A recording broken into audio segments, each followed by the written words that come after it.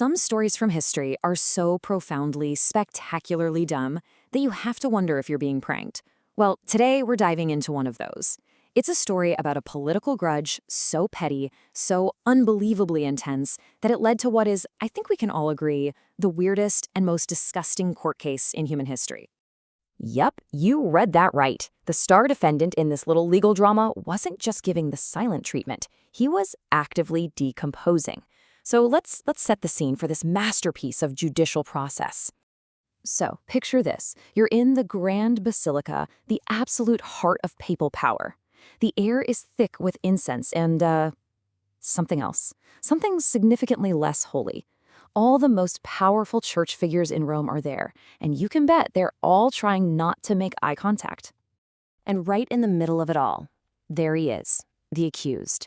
Decked out in full papal gear, propped up on a throne, listening to the charges against him.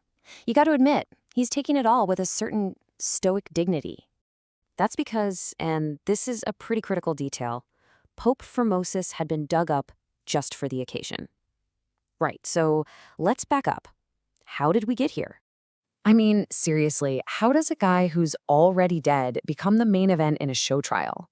To get our heads around this theater of the absurd, you first have to understand what a complete and utter train wreck the 9th century papacy really was. See, this whole thing didn't just pop up out of nowhere. The Cadaver Synod, as they call it, was the logical, if totally insane, end result of an era of chaos and corruption that makes Game of Thrones look like a quiet afternoon tea. Welcome, my friends, to the Saculum Obscurum, the dark age of the papacy. In this era, getting elected pope wasn't so much a sacred honor as it was a terminal diagnosis with a very, very short life expectancy.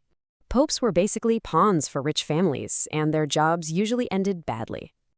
And our defendant, Formosus, was a top-tier player in this whole messy game.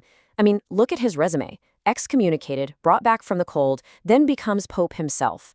But he made one huge political miscalculation. First, he sided with the powerful Spoletan family, even crowned one of them emperor. But then he switched teams and crowned their biggest rival, Arnulf of Carinthia. And then, at the absolute worst possible moment, he just dies, leaving his allies high and dry and the Spoletans thirsty for revenge. This chart really spells it out. The Spoletans pretty much ran Rome. Formosus thought siding with Arnulf was his only play to get out from under their thumb. He took a gamble, but then his champion, Arnulf, has a stroke and has to go home. This left Formosus totally exposed, so when the Spoletans came marching back into Rome, they weren't just looking for political power. They were looking for payback. Which brings us right back to that courtroom, where the new pope, Stephen VI, a Spoletan puppet, of course, is ready to prosecute a 9-month-old corpse just to settle a political score. So, what's on the charge sheet? Officially, it's some old technicalities, perjury, ambition, breaking a rule about not changing jobs. But come on, we all know what this was really about. Stephen needed a big public show to humiliate the guy who betrayed his bosses. This wasn't a trial. It was political theater at its most grotesque. Now, to keep up the illusion that this was a real trial, they dragged in some terrified teenage deacon to be the defense attorney.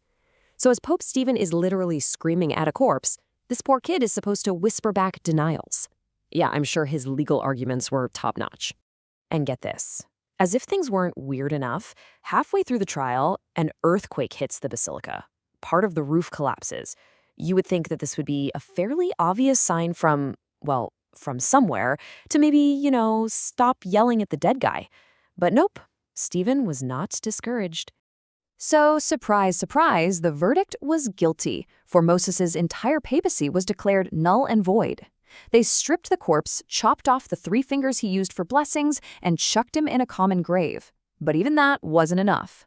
So they dug him up again, tied weights to him, and hurled him into the Tiber River. Now that's thorough. Okay, so Stephen II got his revenge, right? Enemy destroyed, bosses are happy, power is secure. Great success. Not quite. Turns out, even for 9th century Rome, putting a corpse on trial was maybe a step too far. And this is where the whole brilliant scheme just completely imploded. The goal? Erase Formosus. The result? The people of Rome were absolutely horrified. And when the corpse eventually washed up on the riverbank, locals started claiming it was performing miracles. So Formosus goes from a disgraced pope to a folk hero, and the city just explodes into riots. And what about our legal mastermind, Pope Stephen VI? The furious Roman mob dragged him off the papal throne, threw him in prison, and a few months after his big victory, he was strangled to death in his cell. So yeah, you could say his plan had a couple of minor glitches. But hold on, the ride isn't over yet, oh no? The Cadaver Synod kicked off this insane period of papal whiplash, where the official status of Formosus just kept flipping back and forth, depending on who was wearing the big hat.